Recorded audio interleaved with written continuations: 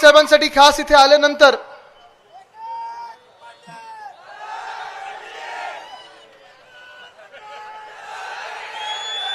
मी त्यांना आज सांगत आहे की तुम्ही आमदार तर होणार, ही सगळी जनता तुम्हाला निवडून देणार आहे, गुलाल लावणार आहे, पण लावल्यानंतर आपल्या सर्वांचं काम आहे, आपण सर्व जे आमदार बनणार आहोत, सत्ताधारी पक्ष म्हणून येणार आहोत, हे आपल्या सर्वांचं काम असेल की परवाकडे आपण महाविकास आघाडी पंचसूत्री जी जाहीर केलेली आहे त्याची अंमलबजावणी संपूर्ण महाराष्ट्रात पहिल्या दिवसापासून करणं गरजेचं आहे. पंचसूत्री कोणाला माहिती आहे? ते जी महाविकास आघाडीने जाहीर केलेली आहे, 5 महत्वाच्या घटकांसाठी आपण ही पंचसूत्री जाहीर केली. अर्थात आपला पूर्ण वचननामा आहेच, पण पंचसूत्रीमध्ये इथे शेतकरी बांधव जे आले असतील जरा हात वरती करून दाखवा मला. सगळे शेतकरी आहेत? खरे शेतकरी आहेत की भाजपच्या जे ऍड मध्ये असतात ना, मी लाभार्थी, असं कोण खोटं नाही ना ऍक्टर? ठीक आहे, आपण शेतकरी बांधवांसाठी जे जाहीर केलेलं आहे, मी तुम्हाला काय देतो हे सांगतोय, काय आपण महाराष्ट्रासाठी आणतो हे सांगतो, कारण 2 वर्ष तुम्ही त्रास सहन केलेला आहे, तुम्हाला माहिती आहे काय भोगलेलं आहे आपण. पंचसूत्रीमध्ये आपण पहिली गोष्ट शेतकऱ्यांसाठी सांगितलेली आहे की ज्या शेतकऱ्यांचं कर्ज 3 लाखापर्यंत या महाराष्ट्रात असेल ते आपण त्यांना कर्जमुक्त करणार, म्हणजे करणारच. आणि हे आपण भाजप सारखं नुसतं हवेत नाही सांगत. भाजप जुमलाबाजी करते, भाजप सांगतं आम्ही अमुक देऊ आणि तमुक देऊ आता सगळीकडे, आणि आम्ही असं करू तसं करू. साहेब तुम्ही असं कराल तसं कराल, मग गेल्या 2 वर्षात आमच्या महाराष्ट्रात शेतकरी आत्महत्या का करत होते? शेतकरी हैराण का होते, त्रस्त का होते? मला सांगा, शेतमालाला भाव मिळाला का 2 वर्षामध्ये? मिळाला का? आज महाराष्ट्रात जिथे जिथे मी जातो मी विचारतो कापसाला भाव आहे का, सोयाबीनला भाव आहे का, कांद्याला भाव आहे का? सगळीकडे कुठे जे काही पीक असेल महाराष्ट्रात जिथे जिथे जातोय सगळे मला शेतकरी सांगतायत की आदित्य आमच्याला पीक मालाला भाव नाहीये, जो हमी भाव मला पाहिजे तो मिळत नाहीये. बरं, जे आपल्याला बी बियाणं असतं, खतं असतात, ती परवडतात का? जीएसटी किती आहे? जीएसटी किती आहे? 18%. पण ह्यानी जेव्हा खोके खाल्ले, या खोकेवाल्याने आणि एकनाथ शिंदेनी जे खोके वाटलेत त्याच्यावर ह्या खोकेवाल्याने जीएसटी लावला होता? नाही लावला. लुटतात तेव्हा बिना जीएसटीचं लुटतात, पण जेव्हा माझ्या शेतकरी बांधवांना काहीतरी विकत घ्यायचं असतं, त्यांच्यावर कर्ज असतं, आणि जेव्हा आपण पाहतो हमी भाव मिळत नाही, शेतमालाला भाव मिळत नाही, जे काय आपल्याला साहित्य सामग्री विकत घ्यायची असते त्याच्यासाठी जीएसटी लावतात, मग राज्य सरकार ओढबाडून घेतं, केंद्र सरकार ओढबाडून घेतं. मध्यंतरीच्या काळात पण मी जेव्हा फिरत होतो, संपूर्ण महाराष्ट्रात फिरत होतो, मी आणि अंबादास दानवेजी आम्ही दोघंही अनेक जिल्ह्यांमध्ये गेलो. पिकाचं जे आत्ता नुकसान झालं, मध्ये अवकाळी पाऊस, जेव्हा जेव्हा आपत्ती आली होती, कधी अवकाळी पाऊस असेल, कधी सततचा लागलेला पाऊस असेल, कधी कीड लागली असेल, कधी गारपीट झाली असेल, तुम्ही आपल्या ह्या राज्यातल्या महाराष्ट्राच्या जे घटनाबाह्य सरकार आहे, एकनाथ शिंदे सरकार आहे, भाजपचं जे सरकार आहे, त्यातले कृषी मंत्री तुम्ही पाहिलेत का? तुमच्या बांधावर आलेत का? कोणी नाव सांगू शकेल का कृषी मंत्र्यांचं मला?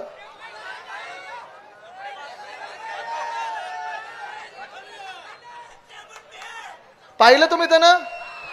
पाहिले त्यांना? आलेत बांधावर? शेतात आलेत? मदतीला आलेत? नाही आलेत.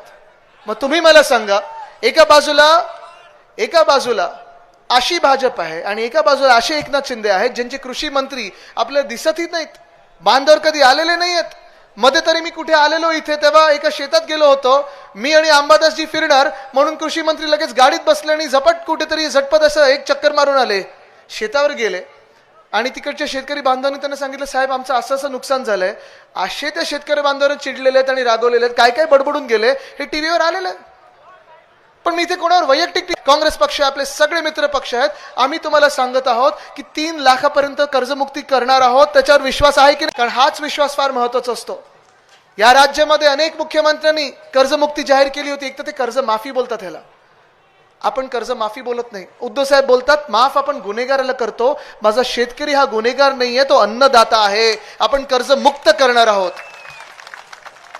अनेक मुख्यमंत्र्यांनी कर्ज माफी जाहीर केली होती, फडणवीस साहेबांनी पण केली होती, त्याच्या आधी असतील त्याच्या नंतर असतील.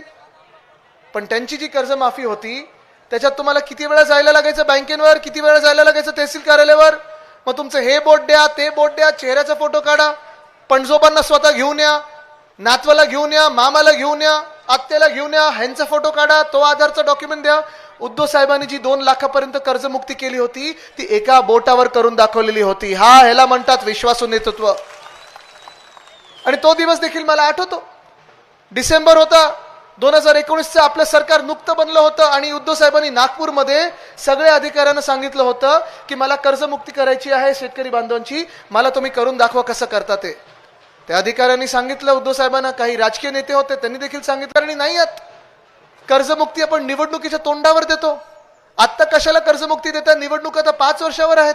आणि उद्धव साहेबांनी सांगितलं होतं निवडणुकांच्या तोंडावर नाही, माझं सरकार बनल्या मला कर्जमुक्ती द्यायची, ती करून दाखवली आपण. आणि पुन्हा एकदा मी तुम्हाला शब्द देत आहे, आपलं सरकार आल्यानंतर 3 लाखापर्यंत जी कर्ज आहेत ती आपण मुक्त केल्याशिवाय राहणार नाही. हा माझा शब्द शेतकरी बांधवांना आहे, आपलं वचन आहे. आणि हीच आपली भूमिका नेहमी राहिलेली आहे. तसंच जे नियमित कर्जाचं परतफेड करणार आहेत त्यांना प्रत्येक वर्षी आपण 50,000 रुपये प्रोत्साहन भत्ता म्हणून देणार आहोत.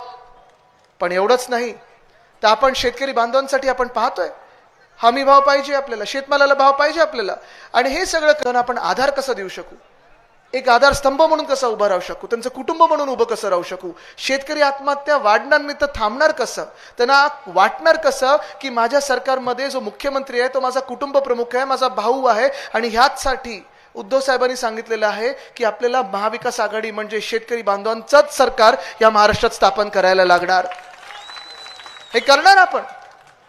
पण आज असं मी आपल्याला विचारलं की शेतमालाला भाव मिळतो का, खतपाणी वेळेवर मिळतं का, जीएसटी मिळतो का, तसं मी तुम्हाला दुसरा प्रश्न विचारतो. जे शेतकरी बांधव इथे आलेले आहेत, तुमच्या घरातली पुढची पिढी जी आहे त्या पुढच्या पिढीसाठी म्हणजे युवा जो वर्ग आहे त्यांच्यासाठी तुम्हाला असं कधी वाटलंय का की त्यांनी परत शेती करावी, वाटतं का त्यांनी शेतकरी बनावं, का नाही वाटत, कोणी सांगू शकेल का समोरून काय.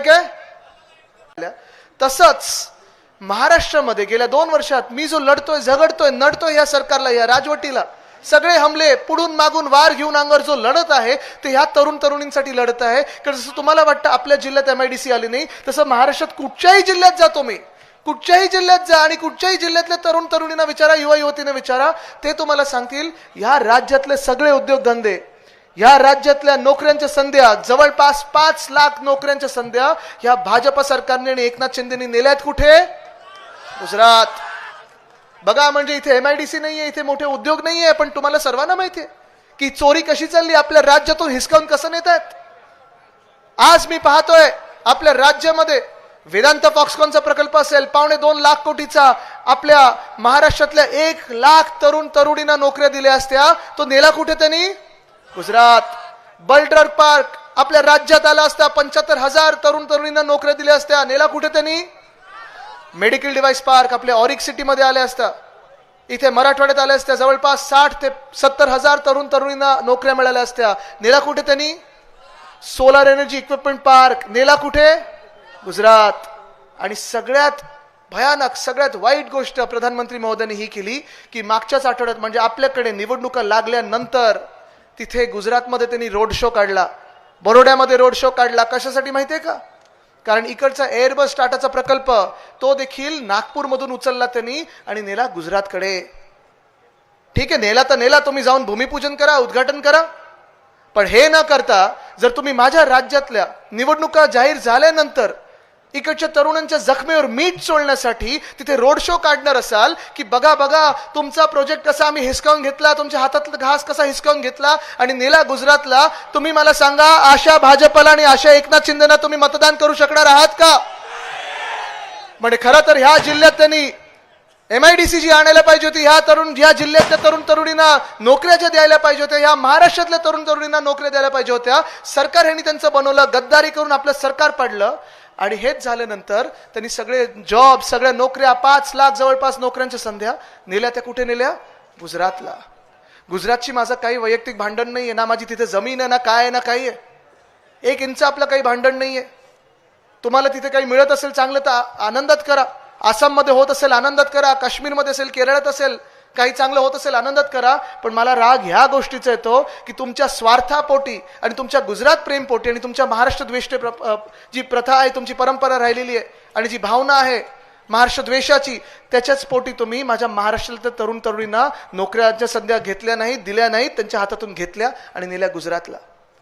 आज मी पाहतोय सगळीकडे महाराष्ट्रात गेले 2 वर्ष, जसं आज बीड जिल्ह्यात MIDC नाही, ह्या इथे तर MIDC नाहीच, तरुण तरुणी भटकतात सगळीकडे, विचारतात कुठे मिळणार आम्हाला, काय कुठेही मिळत नाही. आणि जर तुम्ही सरकारी नोकरीसाठी गेलात तरी तुम्ही मला सांगा, ह्या स्पर्धा परीक्षा वेळेवर होतात का?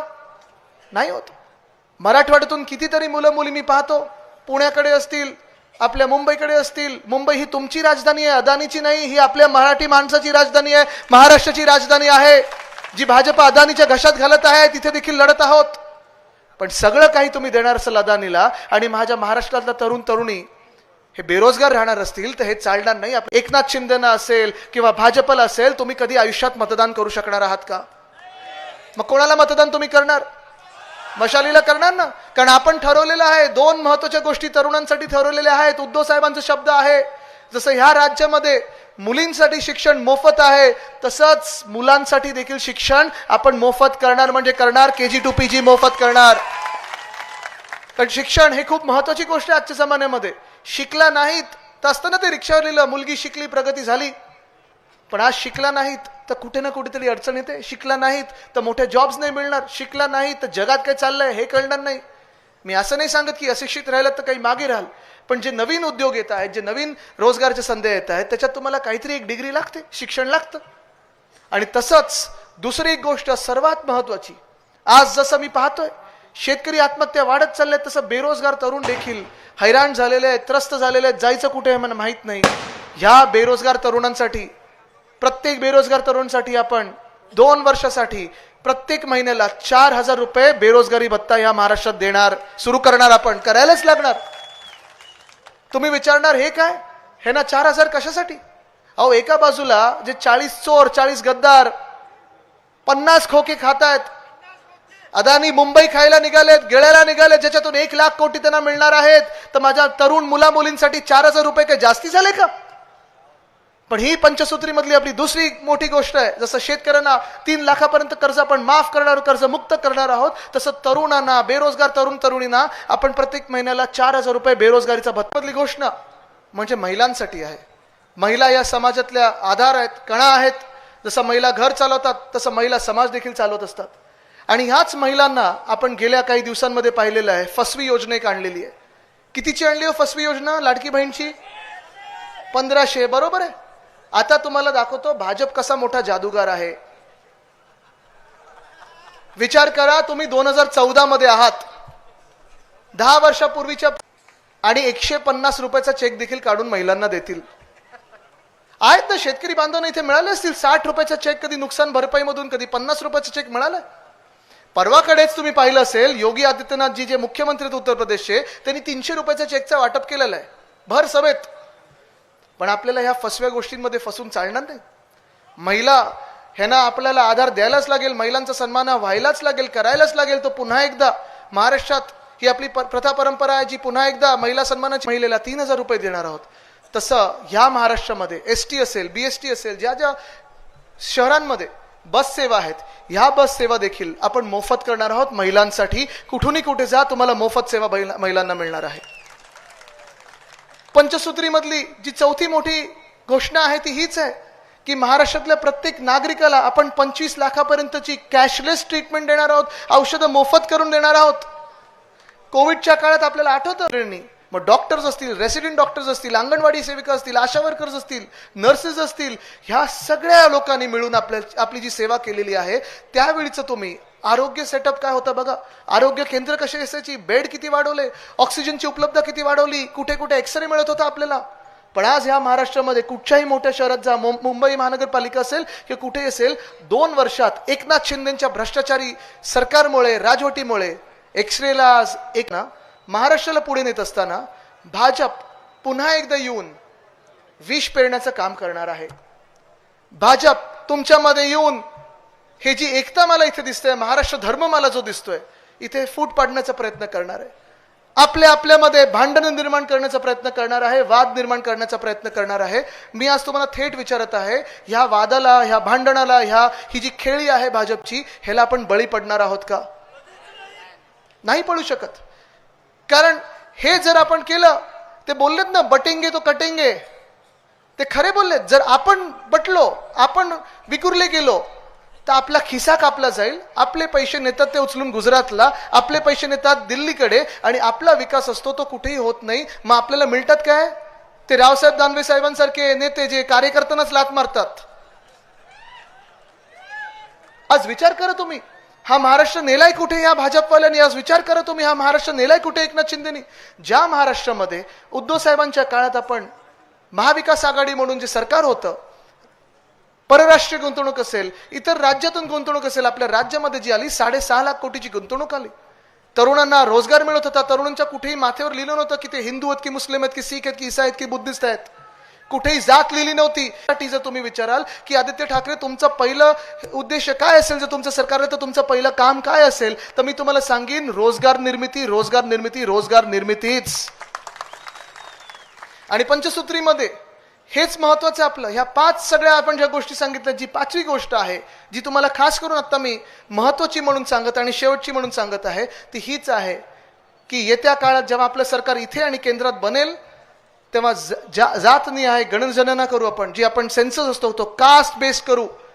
आपल्याला माहिती पाहिजे की कोण किती आहेत, आणि 50% जी आपली लिमिट आहे ती आपल्याला तोडायला लागेल आणि त्याच्याही पुढे जायला लागेल. तरच आपण प्रत्येक समाजाला जे काही आंदोलनाचे लाठीचार्जचे आदेश दिले होते ह्याच सरकारमधून, एकनाथ शिंदे सरकारमधून, हे देखील कळलं पाहिजे. आपल्याला न्याय हा सगळ्या समाजांना द्यायचा आहे, आपल्याला न्याय ह्या सगळ्या धर्मांना द्यायचा आहे, आपल्याला न्याय आपल्या महाराष्ट्रातल्या तरुण तरुणींना द्यायचा आहे, आपल्याला न्याय या महाराष्ट्रातल्या शेतकऱ्यांना द्यायचा आहे, आपल्याला न्याय या महाराष्ट्रातल्या महिलांना द्यायचा आहे. आणि जर न्याय मिळवायचा असेल आपल्याला, तर ही जी भाजप भांडणं लावणार आहे त्याला आपण बळी पडता कामा नये. कोणीतरी येऊन जातीचं काहीतरी बोलून जाईल, आपण विखुरले जाणार आहोत? कोणीतरी येऊन इथे हिंदू मुस्लिम हे वाद निर्माण करण्याचा प्रयत्न करेल, आपण विखुरले जाणार आहोत? कारण आपण जर विखुरले गेलो तर ठीक आहे, आपली मतं वेगळी वेगळी पडतील, आपले उमेदवार पडतील, पण पडणार तो आपली महाराष्ट्राची अस्मिता पडणार आहे, दिल्ली समोर पडणार आहे. झुकायला आपल्याला लागणार आहे दिल्ली समोर, नतमस्तक दिल्ली समोर आपल्याला व्हायला लागणार आहे. हा तुम्ही विचार करा. जे भाजप आपल्याला हिंदुत्वाबद्दल सांगतं, काल परवाकडे अमित शहाजी येऊन गेलेत, मोदी साहेब येऊन गेलेत, आणि त्यांनी काँग्रेसला सांगितलं की काँग्रेसवाल्यांनो तुम्ही सांगा 1-2 शब्द तरी. त्यांनी सांगितलं काँग्रेसनी स्वातंत्र्यवीर सावरकरांबद्दल किंवा वंदनीय हिंदू सम्राट बाळासाहेब ठाकरेजींना सांगत आहे, या मातीतच काही जगाच्या पाठीवर कुठेही कोणी महाराष्ट्रातला माणूस असेल किंवा भारतीय माणूस असेल, त्याला स्वातंत्र्यवीर सावरकर असतील किंवा वंदनीय हिंदू सम्राट बाळासाहेब ठाकरेंबद्दल नितांत आदर आहेच, आम्ही नतमस्तक होतो त्यांच्या समोर. पण मोदी साहेब, ह्या प्रश्नांमध्ये आम्हाला अडकवण्यापेक्षा तुम्ही एक उत्तर द्या पुढच्या 10 दिवसांमध्ये की वेदांता फॉक्सकॉन जे माझ्या तरुण तरुणींना 1 लाख रोजगार देणार होते ते तुम्ही का नेलेत गुजरातला? मोदी साहेब, तुम्ही एक उत्तर द्या की तुम्ही ह्या महाराष्ट्रातून एअरबस टाटाचा जो प्रकल्प गुजरातला नेलात, माझ्या तरुण तरुणींचा हातातला घास का हिसकावून नेलात गुजरातला? मोदी साहेब, एक उत्तर द्या की बल ड्रग पार्क असेल, मोदी साहेब एक उत्तर द्या मेडिकल डिव्हाइस पार्क असेल, हे का तुम्ही नेलं गुजरात? माझ्याच आजोबांचा म्हणजे वंदनीय हिंदू सम्राट बाळासाहेब ठाकरेंचा पक्ष फोडला, चिन्ह चोरलं.